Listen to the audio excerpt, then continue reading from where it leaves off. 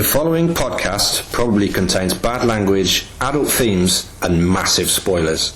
Basically, all the fun stuff. If that isn't for you, maybe give this a miss. You have been warned. Abandon all trope, all ye who enter.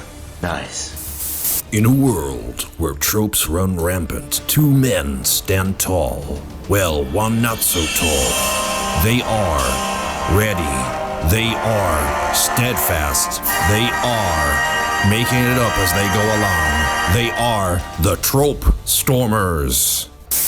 Hello everybody, we're back once again for Trope Stormers Lockdown Special, I guess. I'm here with my good friend and co-host, Chris Jeeves. Hello, how you doing? How you doing, mate? This is the first distance pod. You're in a different side of the country. We're really doing, well, I guess you're Midlands, aren't you? And I'm South. Yeah, so we're isolated from one another. Pining long distance. It's we've had to overcome technical Wi-Fi related issues. I've basically got all of the people I'm currently in lockdown with to not use the Wi-Fi. They're currently watching Indiana Jones on BBC One, whether they like it or not.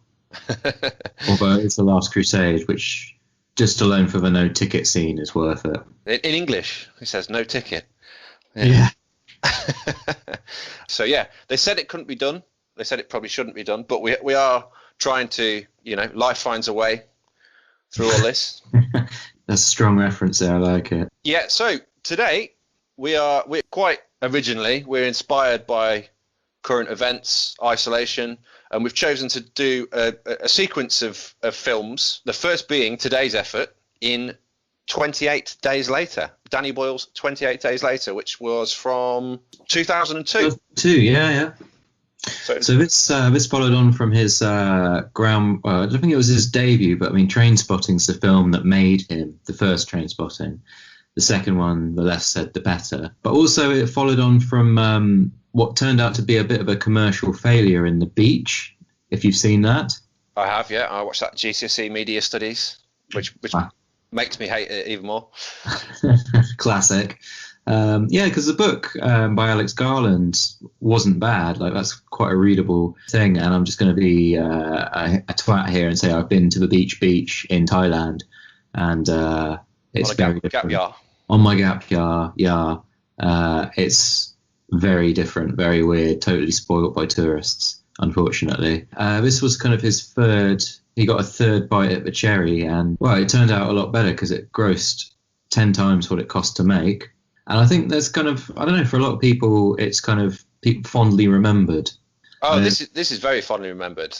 Partly because I think people have a lot of enthusiasm and passion for there's a bit of an umbrella term, isn't it? There's the zombie genre, the kind of this zombie disaster genre. It's kind of pigeonholed into this, but it's quite an interesting one to try and take apart and dissect. Yeah, it sort of falls within that sort of zombie canon, as you said, but it's kind of pitched towards a more serious side. I mean, they didn't want it to be out and out a zombie film, as we were sort of discussing before we started taping.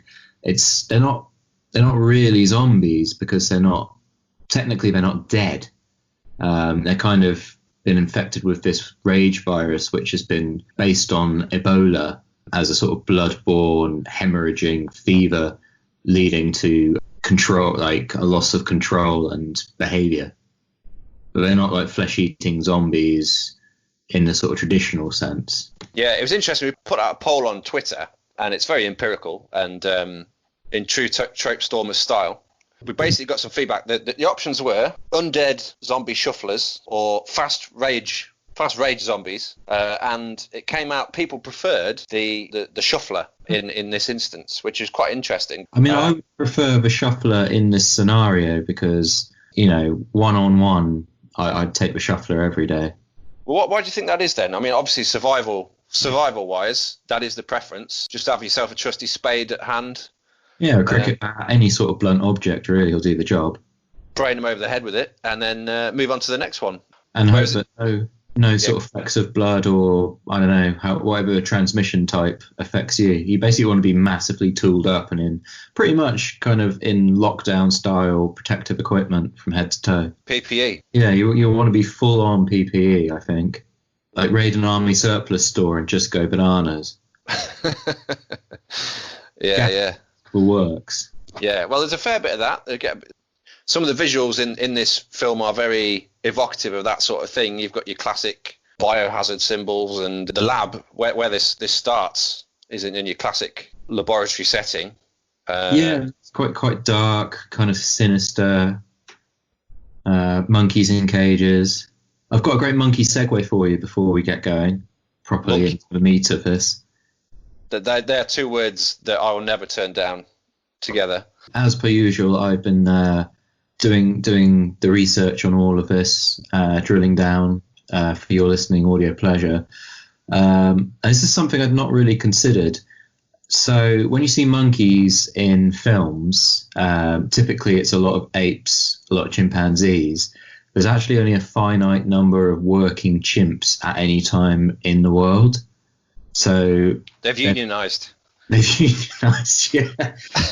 It's actually quite difficult to source working chimps and apes. They typically have like a 40, 50-year lifespan, and after the age of about 8, you just can't work with them. It's not really, it just doesn't work. So you've got to get them young. It's a good retirement package. And there's only 2 places in the world which train and supply the entire film industry with monkeys for acting purposes, and those are in LA and in Stuttgart in Germany. And do you want to hazard a guess as to how did these monkeys come across to you? Were they American monkeys, German monkeys? What feel did you get? What flavour? Well, it's a European film. I don't know. They've got that sort of weird scene where they're like Clockwork Orange style, making them watch violent things. That seems like a bad idea in itself. If you don't want to like stop a horrendous rage virus getting out, don't inject them with this stuff and then make them watch horrible, violent screens. I think that was the sort of genesis of the monkeys, so that's how they created this rage virus. I think it was created by man rather than... I don't think they just, took an infected monkey and made it watch loads of really horrific online content. Yeah, they should have stuck it in front of You've Been Framed or something and seen what happens. That would have been... Well, see if you could cure the rage virus through the power of Jeremy Beadle. Exactly. Or, that man... God rest his soul, was a big loss to this world. Oh, do you know he's buried in the famous cemetery in London, the same one that Karl Marx is buried in? Well, I'd expect no less. Obviously, I went to his grave. Karl Marx and Jeremy Beadle. In that order? No, you got to get the big ticket items out the way, Jim. No, I had no agenda. It's a beautiful graveyard to walk through, and happened upon both of them. So. But no, to bring it full circle, are you hedging towards a Stuttgart German ape? Is that what you're saying? I do, yeah. They look very efficient. They really deliver their lines well. There's no lollygagging or sort of, Yeah, and you'd be right. And they were selected for that reason, in that they were closer and it would keep costs down, because this film ran out of money and it had a different ending. And it would have had a different ending until they managed to source more funds and reshoot the ending. Okay, so yeah, it's quite. If we talk box office with this, because it didn't do too badly. Not too shabby. So, 8 million budget, which is nout. It's buttons, isn't it? Yeah, and I think this came before any of the people in it were big sort of stars, like Cillian Murphy. Hadn't have even donned a Brummie accent yet. Yeah, Brendan Gleeson hadn't been to Bruges, I don't think, yet. Nope, Harris hadn't been Moneypenny yet. No, she hadn't been Moneypennied. Whilst we're Christopher Eccleston hadn't been the Doctor yet. Whilst we're talking of cast here, I don't know, how did you feel about Hannah's acting? Brendan Gleeson's daughter in it.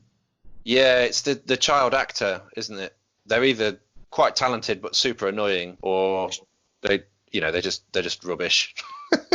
And she just wasn't there. She didn't convince me of the gravity of the stakes of the situation, if I'm honest. She was more wooden than Keanu Reeves in a lot of his roles. She's so wooden, I would have picked her up and beat a zombie over the head with her.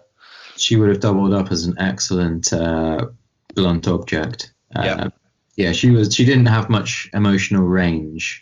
Side note of fun, the actress that played her, Megan Burns, decided to pursue a musical career and was a goth singer called Betty Curse. who charted at 116 in the UK charts. Oh, well, that's Betty Curse. Betty Curse, yeah. Yeah, that doesn't sound very kind of teeny bopper. So, yeah, fair play to her for having a go. 116. That's The all British right. Avril Lavigne. Avril Latrine. Strong.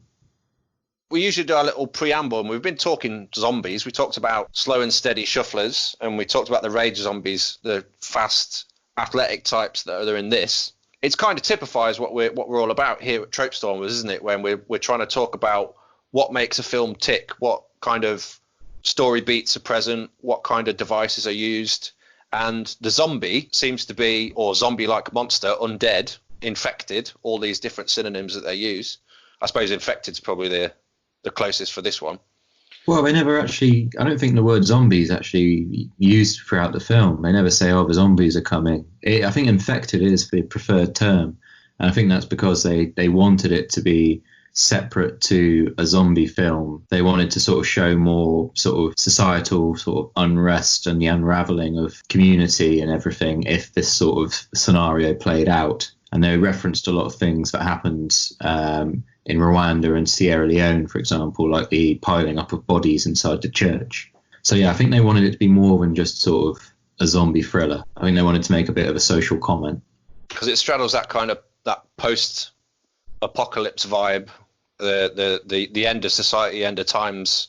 Yeah, dystopia. What happens 28 days later in this situation? Literally, yeah. So that's what I guess the ellipsis is for, is to try and explore that idea. Yeah, which is quite interesting. I do like that about this film. It does strike me as weird, though, that people never make links to zombies in these sorts of things. They're always like, they seem to operate in a universe where zombie films don't exist. If you're in 28 Days Later, you'd be like, oh, it's this bit like that zombie film, isn't it? So you don't, it's not self-referential, but they don't particularly identify with other sort of well-known sort of cultural reference points. Yeah, exactly. You know, I mean, it's like in The Walking Dead, they're never called zombies, are they? They're called walkers. That's true. Which are a brand of crisps in this country. Lays to the rest of the world for our international listenership. Yeah, I guess no one at any point sort of goes, oh, it's a bit like Night of the Living Dead, this, isn't it? Or it's, I feel like I'm in the Thriller video. Yeah, there's a deleted scene I'm yet to see. Yeah, I mean, if you had everyone in like zombie garb, you would do a little cheeky thriller, wouldn't you? I mean, if it was now, you would, because of social media, definitely. It's sort of a plug to play it all up. Yeah, I'm just looking for the scene where Brendan Gleeson goes, oh, it's close to midnight. And then something evil's lurking in the dark. Oh, I can feel my heartbeat.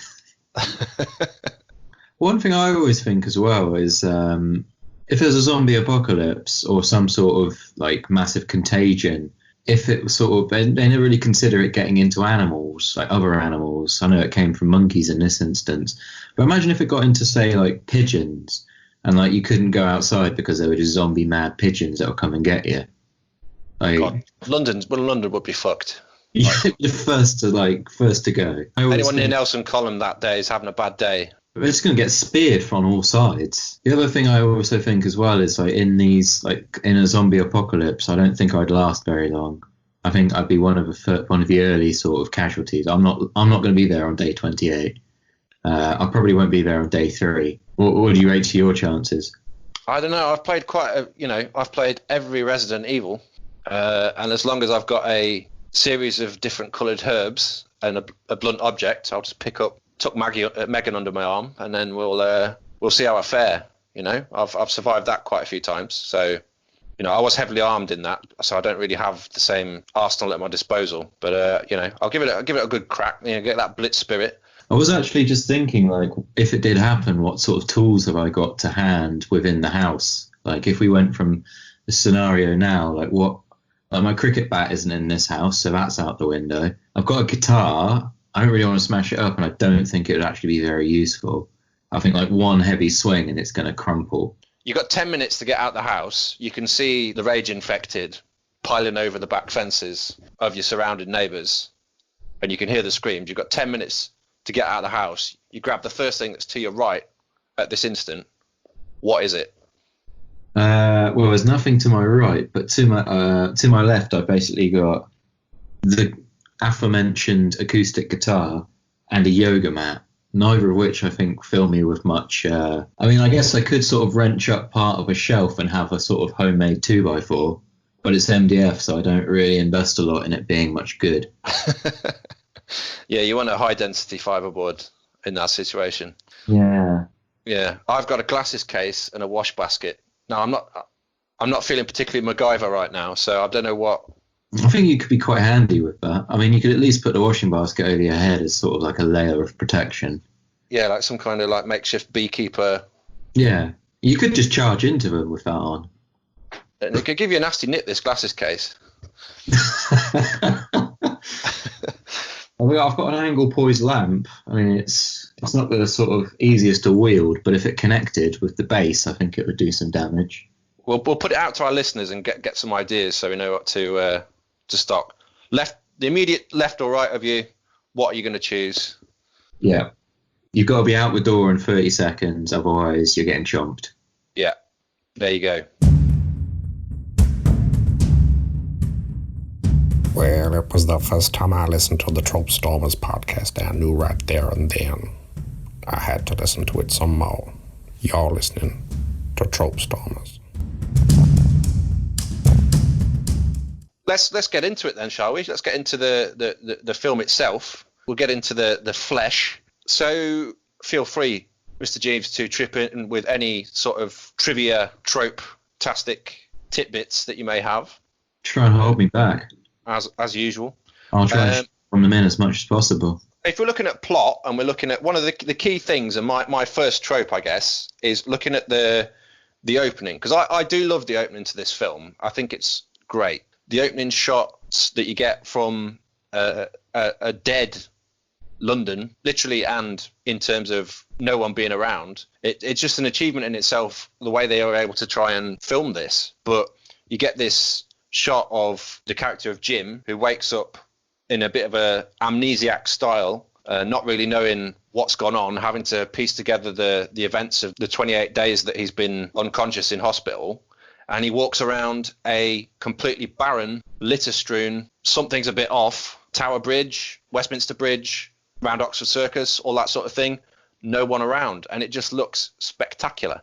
Yeah, it is a fantastic scene, really iconic, like lives long in the memory, particularly for anyone that's been around London. It really isn't the case. They had to shoot those scenes at 4 a.m, and they only had an hour to do it before the police sort of had to let the public go about their business. But yeah, really, really iconic, really amazingly done. Did you notice though that there was no bodies anywhere, and that would kind of a bit strange, because given the circumstances, you would be seeing like corpses and bodies strewn around. Yeah, they all seem to be gathered inside, and I know that's our current situation. But yeah, I don't think if all hell broke loose that would be the case. There would be some mess on the streets, bit more than a bit of like gusty litter. Well, yeah, I mean, it was intentional because, partly because it would cost a lot to get more stuff because the film was cash strapped, but also that sort of emptiness and isolation just sort of added to the sort of tension, and sort of it allowed them to explain a lot and transmit a lot of the feeling of the film without actually having to say anything or the character to really do anything. Okay. So, yeah, rely on the power of the visual to convey the characterization, I guess. That sense of loneliness and, isolation. It's what set it very much in the field of that post-apocalypse, isn't it? And tries to set it apart a bit from your average zombie movie where it's all about the monster itself or the monsters that they're facing. It kind of, I think it's influenced a lot of other films. I mean, we're going to look at other films in this genre going forward, but certainly you've got films like World War Z, which obviously was or Z, as we would say correctly, which is a book originally, but it was made into a film. And I think in terms of the visual cues, a lot of stuff was taken from this film and taken into other films going forward as well. Yeah, I've not seen World War Z/Z. I've heard good things though. I also know for a fact that this film directly influenced one of my favourite out and out zombie films of the piece in Zombieland. Okay. Yeah, it was apparently it was name checked as influential source material. It's definitely had an impact.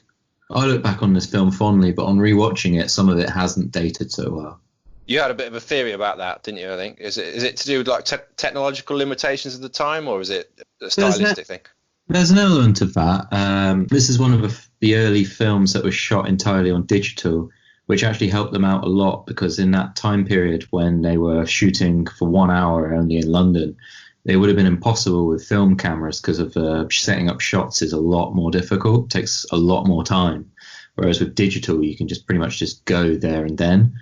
But maybe because I watched it on a DVD, and I don't know, it just had a real graininess to it, which apparently was Danny Boyle's initial reason for choosing that format to film on rather than film, to give it that sort of grittiness, to sort of add to the movie, like another sort of almost visual texture. And it's actually really noticeable, because the last sequence when they're in the countryside is shot on film, and you can really notice the difference in quality.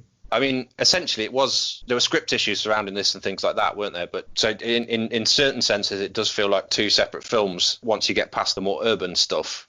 But yeah, talking about that opening sequence, the kind of amnesia, and if you did wake up and you found just London literally dead, that would be just a complete headfuck. I think Cillian Murphy, who does that, he plays that bewildered sort of shuffling, shambling character quite well. And then he takes his character develops a little bit and changes, certainly towards the end of the film. But you do have that, it does a border that on that sort of dead horse, doesn't it? A little bit, that I've lost my memory, I've woke up, what's going on? It's up to the filmmaker and the viewer to help go along with me and fill in what's happened, which can be quite a good storytelling device, but it's been used quite a lot. As an opening sequence, it's incredible. Yeah, it's very powerful, but it's quite original in a way, because I've sort of played with that idea of amnesia, because he doesn't have amnesia. Like, he knows who he is. He just he's almost got like situational circumstance amnesia, in that he just hasn't been there whilst it's happened. And so he's just confronted with a world that he has no frame of reference to explain. And he basically sort of stumbles around central London, sort of looking for clues. Fair enough. Who does he turn to in his hour of need? God. Obviously, as a good Catholic boy, his Catholic guilt runs deep, and he has to go and seek out something familiar in a church with a rather interesting vicar, or priest, should I say. Yeah, that was an interesting stylistic choice, and that was quite sledgehammer symbolism going on there. Like you say, he turns to God, and then as a man of God, this infected, is that what we settled on? I think infected, that's the term that they use, the infected. He has a very dangerous way of saying hello that seems to attract everyone. A lot of unwanted attention for him. Hello! What I also love as well is that it takes quite a while for him to realise that the priest is not on the level when it's trying to eat him or bite him or attack him or whatever it is that he's trying to do. And he twats him with something, a blunt object that he sort of manages to get hold of. And he still has a sense of Catholic guilt. He apologises profusely for hitting the priest. Yeah, that's another thing. That's the thing, isn't it? They don't. If you don't live in a universe where zombies exist, you don't. You try and start talking to them and reason with them and say, "Look, get back," and all that sort of thing. Or if it's someone you know and you're like, "Oh, you must be in there." Like, "Oh, can't you just see? It's me," sort of thing. We went to see Avril Lavigne together. Do you not remember? Come on, she was a boy, he was a girl. Can I make it any more obvious? Oh boy, he goes to church and he stumbles across an absolute living hell, really, doesn't he? Yeah, and there's that huge thing. What is it that they have painted on the wall when he enters the church? It's like, abandon all hope, all ye who enter, but it's slightly changed. It's like a warning, basically. And then when he goes up on the balcony and he sees all the dead bodies piled up, which references what happened in Rwanda during their darker days. And little factoid for you, all of those actors playing the dead bodies were students and out of work actors, and they did it for free or a cup of tea, basically, to sort of say they were in a movie. Provided it was like a good quality of bag, Yorkshire Gold, something like that, I would have done that. That would have been my fee. I would be fine with that. Would you bring your own tea bag, just in case? Yeah, of course. Yeah, Basically, you're doing it for hot water. Hollywood, if you're listening, I will do anything for a cup of hot water. BYO team bag. Maybe like a cup as well, or are you bringing your own cup? No, I'll have their cup. If they want to provide the cup, I will. I'm not fussy. Okay, well, you've named your price now. It's out there. Wait for the phone to ring, I suppose. I'll take tepid. Tepid, okay. I'm surprised at you. You're obviously more northern than I, and I thought you guys that tea was more sacred. Oh, they need the work right now. We'll work for tea. Yeah, we'll drop pants for tea. Okay, that just escalated. You're selling yourself cheaply here, buddy. I can't row back now. No, that's it. It's out there. You will basically do porn for tea. So, with that bombshell, we should probably move on to your first trope. Yeah, let's segue neatly, shall we? So my main one, and it's something we've talked about previously. It is a trope that has reared its ugly head. I struggle to conflate early bicycle courier, hello, walking around London, not knowing his arsehole from his elbow, over the course of the film, when he's basically hung out for dead. He suddenly becomes Rambo in the pouring rain. It's like Cillian Murphy, if you just add a torrential downpour, is suddenly reborn as Rambo and basically goes on a mad murder spree where he basically takes out a platoon of armed, trained soldiers. It doesn't say much for the British soldiers or the British Army, if that's how easy it is to take them apart. If you basically just a cycle courier with a trendy haircut, your quid's in. Yeah, so been heightened by the power of rain. Yeah, it's like the rain came down. The rain came down. He had his by the power of Grey Skull moment, and suddenly, shirtless, shoeless, soaked to the skin. Yeah, he basically somehow manages to evade and I think kill some of the people who were originally meant to kill him, including the incredibly mockney cockney.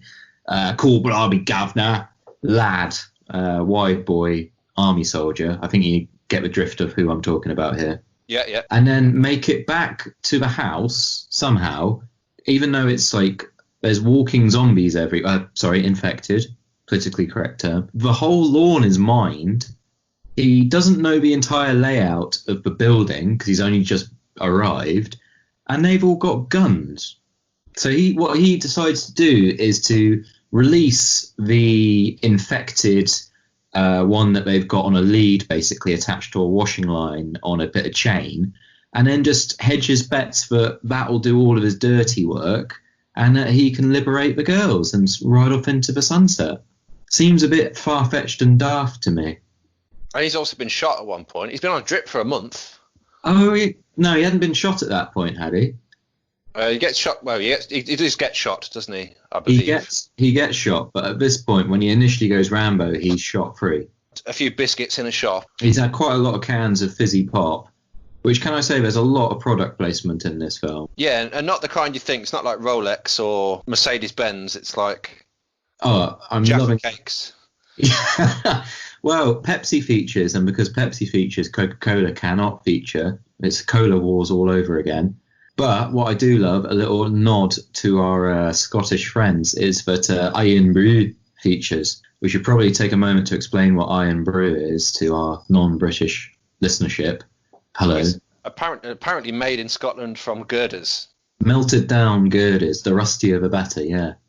Which apparently produces a very odd-tasting orange drink. With some sort of mildly addictive properties, because it outsells Coca-Cola quite a long way. It's like the only country in the world where the number one fizzy drink is not Coca-Cola. Is that right? Yeah, it outsells it. I don't know what that was. Maybe that's some misplaced sense of patriotism, or maybe they're breastfed it. I don't know, but there's something.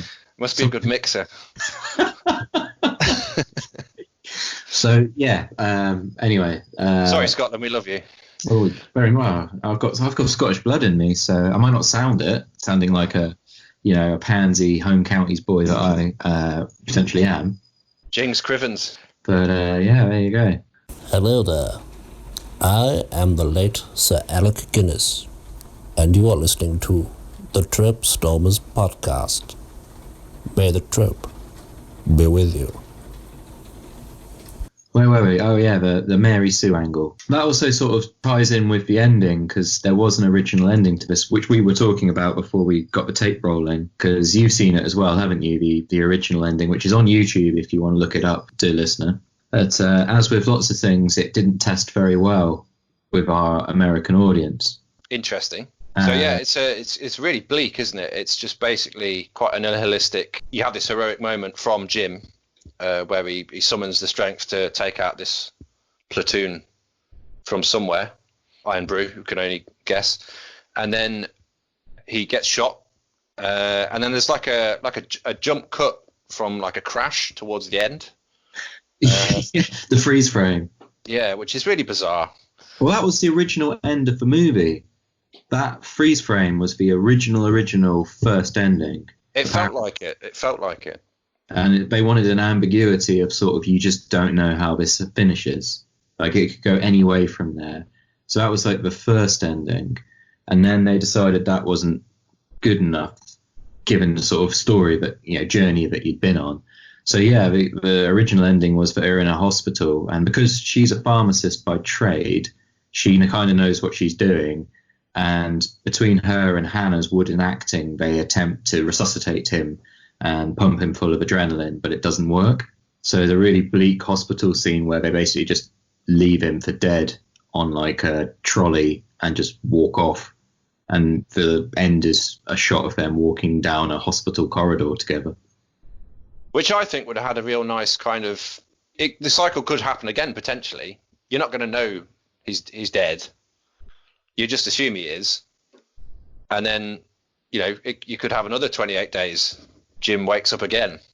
I quite like that idea that it's most likely that he's dead. No, you have that kind of cyclical thing to it, which it could have left it sort of open for a sequel that's better than 28 weeks later, which we don't need to talk about. We'll save that for the sequels podcast that we will inevitably do off the back of this sort of thing. Your trope is basically the classic Mary Sue. Yeah, he's gone from zero to hero in the duration of a film, and he's suddenly a one-man human Swiss Army knife. So he kind of skipped to the end there, which obviously is absolutely fine. But he talks about this journey as well. In between, we meet a cast of other characters as well. And I suppose it brings it to my second trope, is the idea of the post-apocalypse, and then you've got the sub-tropes that come with that. The UK, it would seem, has been put on a state of emergency. It's left a bit ambiguous, or you get like kind of conflicting stories about what else has happened in different parts of the world. So you hear about Paris, you hear about New York, I think. The same thing is happening there. Then you get that telltale thing at the end, don't you, of isn't there a plane?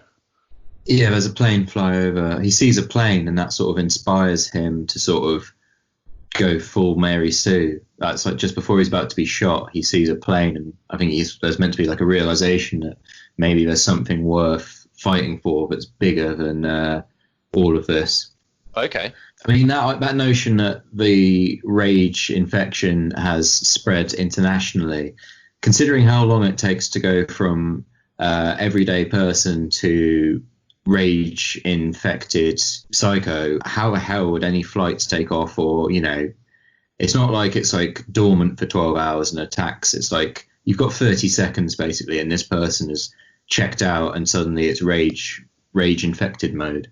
Yeah, the contact lenses go in and you start spewing blood everywhere. Precisely, yeah. So how this thing went international and no one really noticed is in itself quite something. So, I mean, with that, you get this other wider cast of characters. We've mentioned the soldiers already, who come after probably one of the best scenes in the film, Frank, who is this amiable Brendan Gleeson father character to Hannah. He turns after being helpful and quite useful throughout the film, and you get this cast of characters that you meet. You get people like him. You also get Mark, who you meet early on, who's Selena's sidekick, I guess, to start with. So you get this mix of characters like Frank, who's very helpful, actually goes actively seeking, looking other people. And then you've got Selena and Mark. Selena, at least, seems quite an openly hostile person to begin with. I think anyone could be, after 28 days of evading infected people and having to kill anyone that you basically come into contact with, you could develop quite a tough exterior just through having probably witnessed a whole host of really messed up stuff. True. Because when we meet them, they kind of rescue Jim, don't they? They come at the Deus Ex moment out of nowhere and start lobbing Molotov cocktails at the infected. Doesn't slow the infected down very much being on fire, it turns out. Yeah, so I can't light my glasses case and hope for the best. Maybe I'll try and serenade them with some really badly played Wonderwall. Yeah, set them on fire a different way. Yeah. Jimi Hendrix style. Let's all just sit in a circle and, sing Kumbaya or some shit. Jim's rescued by Mark and Selena, and then we work out pretty quickly. We're told quite well how, like, you have the way the virus spreads. So, of course, we're dealing with zombie infected movie conventions, but we know from the outset that the rage virus passes from the monkeys to the humans really easily. And then later on in the film, Selena spots a sizable bite on Mark's arm and basically slaughters him in front of Jim. Yeah, and that's quite a sort of graphic there's a lot of like blood generated from that. There's also a lot of blood generated, to go back to the Mary Sue moment, when Jim basically goes and does one. By the end of his rampage, he is covered in bodily fluids that are not his. And like Mark's arm getting hacked off, it kind of feels a bit like, well, this is a blood-like born thing. Like, there is no, like, one little droplet falls and finds its way into Brendan Gleeson's character's eye, whereas hacking off a guy's arm, severing his artery, and then I think she even like cuts him in the head or neck or something. But don't worry, everyone's just wipe it off, you'll be fine. There's that like inconsistency there. Yeah. So I mean, regardless, you're absolutely right. Regardless of that, she's established as this ruthless character who's seemingly just prepared to go to the most brutal steps possible, trying, in her mind anyway, to guarantee her own survival. That's what I like about this sort of post-apocalypse setting, rather than it just being your standard run-of-the-mill. There's been the initial outbreak. The fact that they've given this sort of 28 days later window gives you this sense that people have changed so much that they will butcher their friends in a heartbeat on the basis of a hunch. You've got the soldiers who, in this country, the military is seen as a good thing, isn't it, generally? If you're in the army, you have respect. And that's flipped on its head towards the end. You've got these authoritarian characters who basically become a law unto themselves by the end of it. And an expendable character as well. You get a fair few red shirts in this. Wearing red on the away mission, never a good look. You're definitely a goner in that case. Yeah, Mark gets sort of killed off pretty quickly with very little ability to sort of have much of a character, or he basically just tells like a naff giraffe joke, and that's his kind of sole contribution really, apart from molotoving a couple of zombies. Infected, sorry. Yeah, you can't leave that line there. That's it, that's the one. Maybe he's doing stand-up prior to the 28 days. Yeah, I don't even think we find out they don't even bother to like reveal anything about him really. He serves a purpose, doesn't he? He just kind of is there to show that Selena is a no-nonsense character. It's kind of contrast, I suppose, yeah. But then you do get the humanity element is sort of brought more with Frank and his daughter Hannah. Proof that sort of a form of the nuclear family could still survive. Their sort of love and devotion to one another has sort of seen them through living in a tower block entirely alone for that period of time when the rest of the country has completely gone to waste and most people are dead or have turned into the infected. One thing I do like is the way that the realities of things would be portrayed. You're shown through those two characters, Frank and Hannah, that they've been surviving barely. They've got oodles of creme de menthe. What are you on about? Every day's a party. The rest of the time they're drinking fish tank water and rainwater in buckets off the roof. Flinging the poop out over the side. Eating their goldfish potentially. That's another bizarre thing I thought as well. Like, I think it's meant to be sort of more symbolic within the film. I just thought it was daft that like Jim decides to give himself a haircut and a shave. Would those really be about pressing concerns in the apocalypse? Look the part, give yourself a sort of naff haircut. Although I guess it's a similar thing that's being played out at the moment with sort of home haircuts and whatnot, and people growing mustaches just because they can. Yeah, I have both of those things rocking at the minute. I had a friend of mine cut her hair via YouTube video. It turned out all right. Was the video like put bowl on head, fetch kitchen scissors, cut neatly around the circumference of the bowl? Laugh. Yeah. No, it was actually quite good. Yeah, it was a professional hairdresser. There was a lot of pausing and stopping, and it was about an hour in total. But this Jim isn't quite at movie Jim levels of at the end of his tether insanity and shaved headedness. There's also a scene that I think lives long in most people's memory in this, which is the shopping scene in Budgeons, where they all go a bit sort of doolally and run around with the shopping trolleys, just picking up things. You know, I mean, that is almost like a fun dream scenario where you could just sort of go on a shopping splurge with no boundaries really and grab whatever you wanted. Like it's sort of like a supermarket sweep in the apocalypse. They should have used the theme music there, because it's a Trope Stormers staple we've got there as a montage, isn't it? And they're nearly always accompanied by a song or a piece of music. I can't remember what it is in this one. Well, it's AM 180 by Grandaddy that plays, which is quite a sort of a nice tune, like quite an upbeat number. But yeah, there's got to be like a Tape Boy remix somewhere on the internet where it is just Supermarket Sweep playing in the background, and maybe some cut scenes where Dale Winton's like, this needs to be a thing if it's not already. Like if someone could point us in that direction if it exists. If not, well, here's a brilliant idea for all you video editors out there. A mashup between 28 Days Later and Supermarket Sweep. During these times of much needed laughter. Exactly. Gravity. That could do the rounds on the interweb. Is it too much to ask? I don't think so. I think, this is the sort of thing that the internet was designed for. That and cat meme. Well, coming back to music, you have the track that's used when Jim goes sort of apocalypse now. In a House in a Heartbeat, I believe it's called. It really builds and produces quite even though that scene is kind of out of left field a little bit, it builds up to a point with the visuals and the lighting that really is one of the standout moments of the film. No, I agree, and that song is actually on my running playlist. That's how much I love it, and that's how perfect it is. It's by John Murphy, who I think does a lot of screenplay stuff, soundtrack stuff. But yeah, no, I know exactly what you mean. It sort of starts and small, but just builds and builds, and then just explodes. And then almost just like fades out almost as fast as it's come in. But yeah, it soundtracks the whole Rambo Mary Sue rampage beautifully. Absolutely. So we're at the final trope, the final kind of hurdle. Then we've got to score this beast. What are you selecting for your final? So as ever on Trope Stormers, we're super organised, and although I do my research, I probably don't do enough into what things should be called. A bit like, what was it in Jurassic Park? Daffodil Head. Oh, Spitty Daffodil Head. Go check that out. Check that out, what that is from our first episode.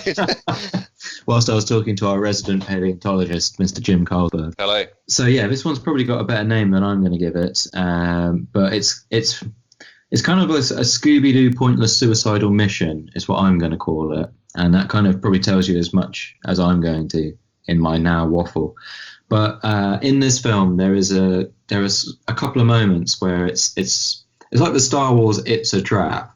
Jim, and maybe I'm being harsh because he has basically just woken up during an apocalypse of infected people, and he hasn't got a clue what's occurring. But he needs to reach out to his family and see his parents. So they undertake this sort of subplot of walking along the train tracks to, I can't remember where, Deptford it might be, which is quite a walk. That's another thing. Geographical distances in this are all over the shop. To anyone that's actually lived in London, it's a mess. But I digress. Yeah, they basically go on a pointless suicide mission to his family's house, discovers that his family are dead. They died peacefully, clutching a picture of him as a boy, which is actually a really beautiful moment in the film.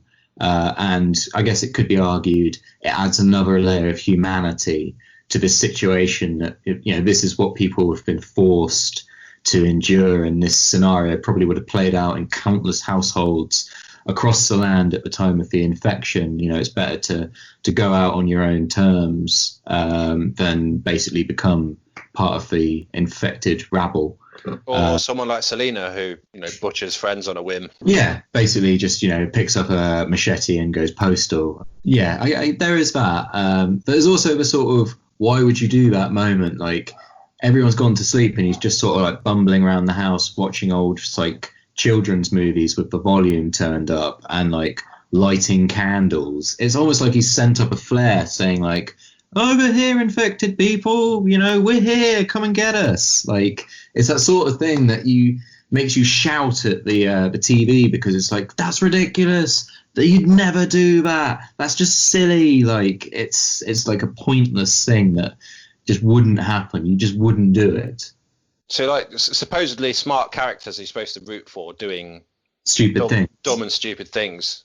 Yeah, like in Scooby-Doo, where they, like, split up. You never split up. You know, you don't, and you especially don't split up into the sort of dumb stoner ones and the smart, articulate, bright ones, or revisit the scene of the crime to go and rescue someone who's blatantly dead or dying or turning into a zombie or something, going back to Jim's parents' house, or Frank deciding to floor it in the tunnel to try and get over all the cars that are in the way and stuff. Like, you just wouldn't do that because it leads to a flat tire. They almost become lunch for a bunch of marauding infected people. Yeah, it's people doing something stupid and out. And maybe it's the stress of the situation. Maybe I'm not doing it justice. Maybe, you know, people do act bizarrely in very high-pressured scenarios and do things which are outside of the realms of normality. But at the same time, I don't know, there's certain things that, I don't know, I feel common sense would still prevail to some extent.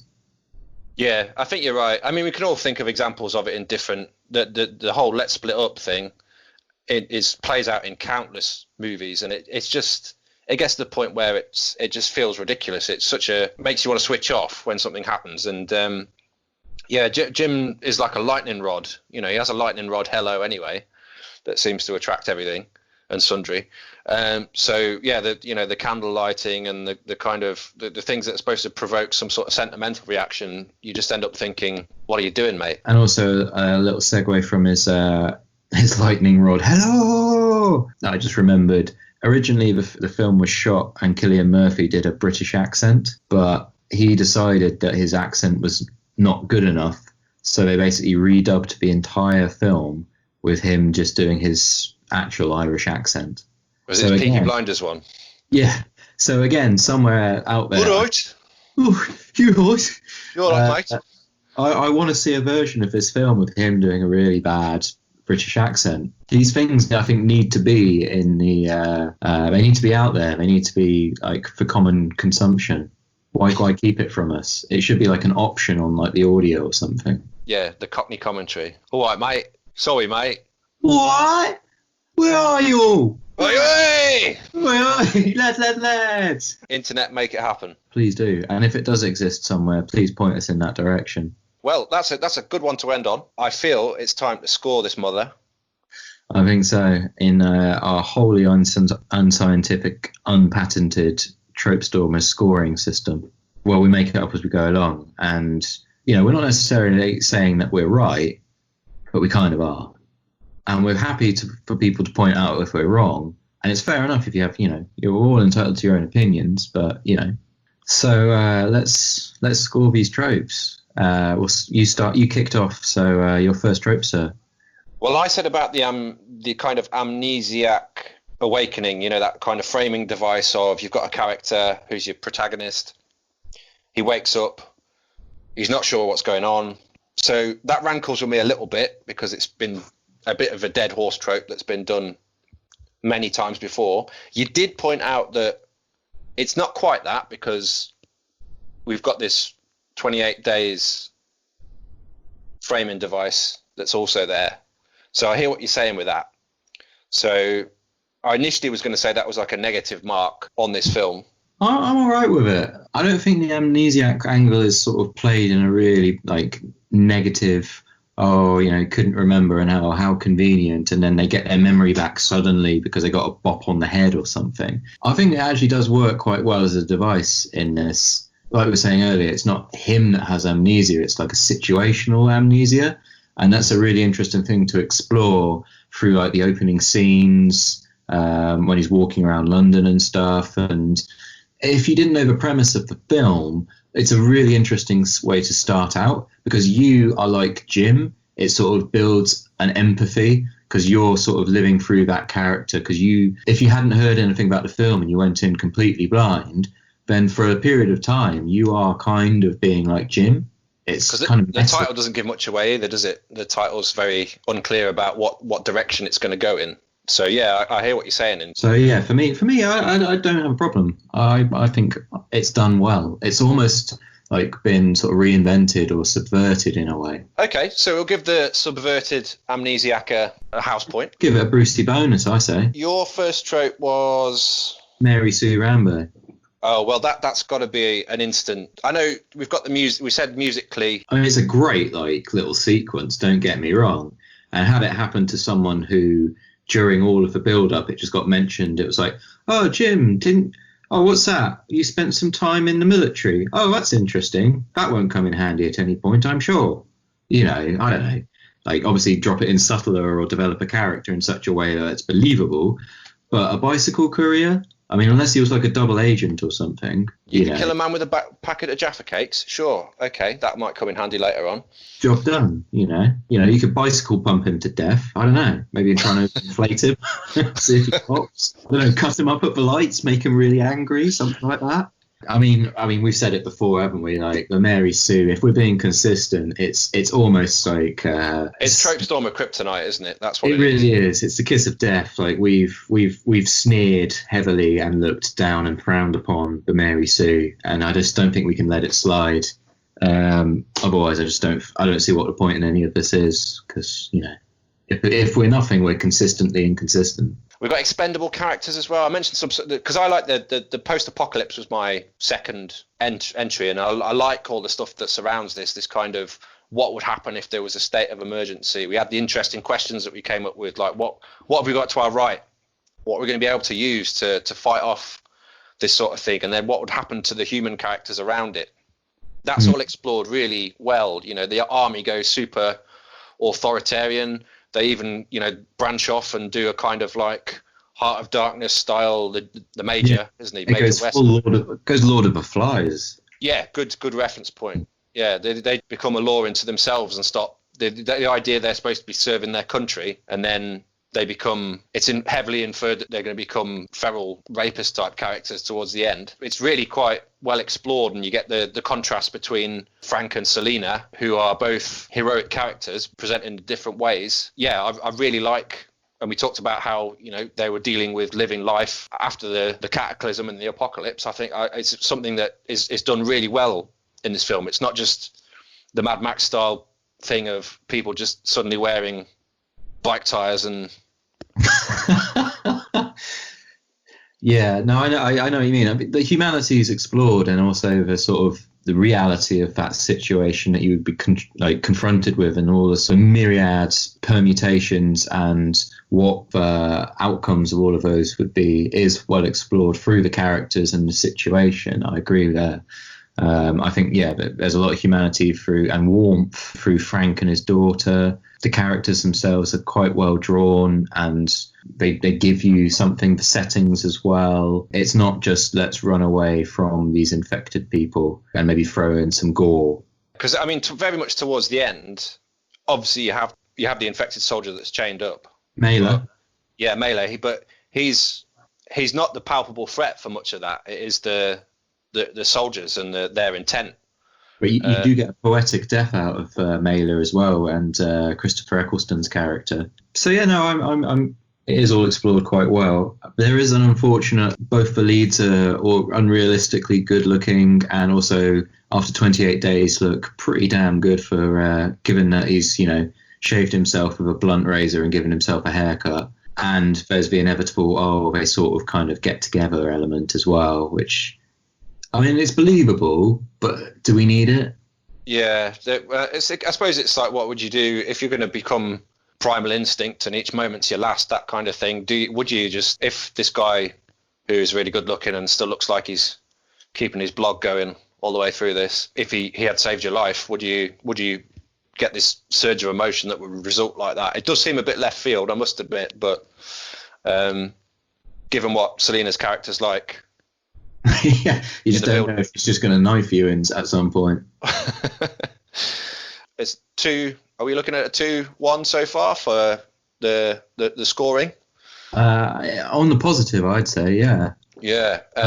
What was the last thing that we talked about? You said about, this is a big thing, isn't it? The sort of character. Yeah. Well, stupidity. I thought of another one as well, actually, whilst we were talking, that happens in the film. There's a scene, it kind of happens quite quickly and it's a bit glossed over, where they're on the way to the blockade and Jim, they stop for petrol and Jim wanders into like a roadside diner on his own and it's dark and like this, he gets jumped and I think he also like kills a little boy or something. And it's, the little boy, like him killing it, there's an element of humanity in that because he says to the colonel later on that he killed a little boy, and it's kind of like what happens in the height of war. You know, it's a different set of rules. This world is not the world we once knew, sort of thing. But at the same time, he did basically wander off on his own when it had been made very clear you do not go anywhere alone. I mean, even Mark knew that, and Mark died. He knew you didn't go anywhere alone. To his detriment, he stuck with someone. Yeah, so it's kind of like flouting your own rules, like breaking the rules that are meant to keep you safe. Again, it's about acting stupid. It's for sort of a pointless suicidal mission of going to his parents, even though it did facilitate some further humanity for the film. There's, the driving in the taxi tunnel, which, you know, was a very reckless, irrational thing to do to save a bit of time when they could have just used an alternative route. It also, if you're a Londoner, it was completely stupid because where they were in Canary Wharf, you wouldn't travel under the river using the tunnel network. You'd head north west towards Manchester. So I mean that doesn't work at all anyway. But that's an aside for transport nerds like myself. Well, I'm a fellow transport nerd, and that's clinched it for me as a negative. It's a pet peeve of mine. Where it's like 24. There was a 24 series that was set in London, and Jack Bauer seemed to just run from one side of the city to the other, like within minutes. Oh man, 28 weeks later, which I'm not gonna dwell on, but it has a terrible one of those where they go from Wembley Stadium to Trafalgar Square by running in about 5 minutes. Which, for people who aren't okay with London geography, I mean, with the best will in the world, that is going to take you an hour or two. You got to have some pretty rangy legs for that as well. I mean, even if you relied on TfL, that's going to take ages. I think that's the stupidity of certain characters' actions, not finding, and especially when it's trying to force a point, like the little boy example that you mentioned. It was making a good point in the sense that it was a loss of humanity, and would it be right to kill that child in that situation? But it came from the character breaking their own golden rules and doing something to just force and contrive that plot point. So that's a big plus all this Transport for London stuff as well. On top of that is a big black mark for me. Crikey, well, you know what that means. We're at an impasse. We're at a draw, and as far as I'm aware, we don't do draws, do we? No, we need auxiliary tropes. Crikey. Have you got anything? What you got loitering up your sleeve, sir? Let me just... Because I had sexy leads as one, just because it irks me. Like, why do they have to be good looking, and why do they look this good after nearly a month of battling dead people? Not dead people, but, you know, infected people. That's a disappointment to the people of Leeds everywhere. Where you were going with that. And I guess we talked about it before taping as well, and I think we've alluded to it a little bit during this about alternative endings, but I don't know, what have you got? What are your feelings on this? Well, let's focus on that. I feel that the ending in its original or alternative form would have been far better, and we judged Blade Runner in the past on its cinematic releases. That is true. So you're saying that had it have ended with the harrowing Jim just dies and they walk off, or are you going all the way back to the freeze frame and then we just don't know? Well, I would have thought either of those would have been better Okay. than the one we got, because you said you had a lot to talk about with regards to the big parachute hello at the end.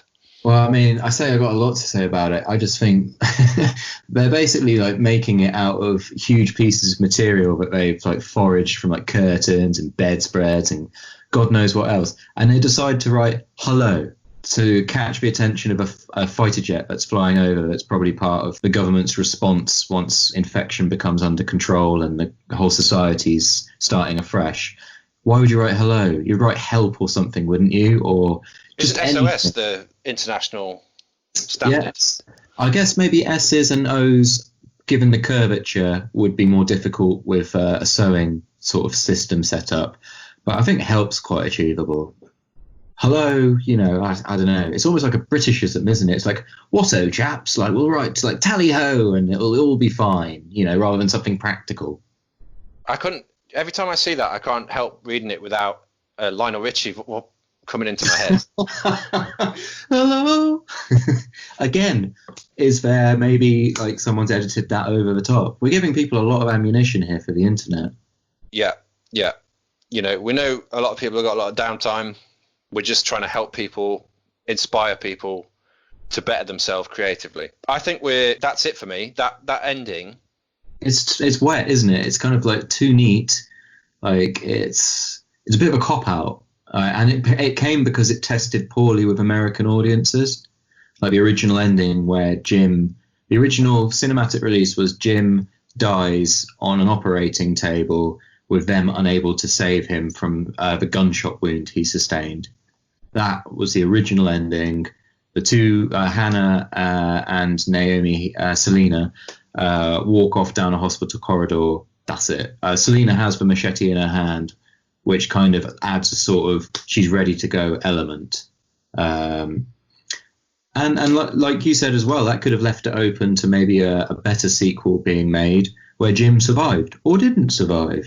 Because he's vindicated as a character. Like he's gone on a real journey there from waking up, having no knowledge and of being able to adapt to this situation, to then stopping two women from being assaulted and killed. There's a real heroic arc there. However breakneck the turn is to his John Rambo moment, he would have died having done something justified and humane with all this chaos going on. And I just think that would have served the character better than sewing. Yeah, no, I agree. And I think it would have been a much better film for it. And like looking back, people would have probably been like, it was the right ending. It just would have made the whole thing better. So it's sounding to me like both of us are edging towards, It's a controversial one because I really like this film.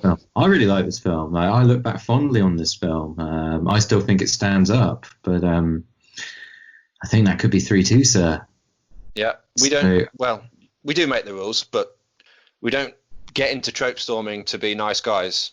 This is what it's. You have to make some pretty cutthroat decisions from time to time, and I think you gotta be ruthless sometimes. You gotta look at things honestly. Yeah, Selena style, and assess the situation. We've got our machetes in our hands. We ain't no marks. Yeah, we're not telling giraffe jokes. We are cutting through the crap, cutting through the bullshit, and we've got a dystopian dystropia here. Yeah, we've basically thrown a Molotov at this infected. Yeah, and on that beautiful image, I think that's where we shall wrap up this dissection for today, this post-mortem. Where can everyone find us, Chris, so they can hear about other trope storming efforts? Well, they can find us on the social medias. We're on both the Twitter at Trope Stormers. We're on the Instagram, also at Trope Stormers. And we have an email address, which I believe Jim knows better than I. Which is tropestormers@gmail.com. There's a nice theme there. So we'd love to hear from you. If you think we were right, if you think we were wrong, please let us know. We'd love to hear from you. Thanks to everyone who was involved in our polls. Anyone who shares or likes or subscribes, please keep that up. We are wholly appreciative, especially at this time. This is one thing that's helping us get through all the nonsense that's going on and around in the world. So we're very grateful to anyone who engages with us likewise as well. So we've got another one coming up soon, haven't we? On a similar vein. Another one in the pipeline, and it's kind of in the same sort of ballpark, but it's a very different sport. Nice. So we're looking up next at something that's been mentioned, which is Zombieland, which is a different take on this genre. There's a bit more in that, playing with the idea of rules and narrative in there as well. So it's be an interesting one. I'm looking forward to doing that. I mean, I just loved I love that film. I'm just putting that out there now. I thoroughly enjoyed rewatching that, not just for Emma Stone. I guess all that leads us to say is until next time, as we always say on Trope Stormers, you will basically do porn for tea. Bye-bye for now. Goodbye for now. Take care. Stay safe. God love the NHS.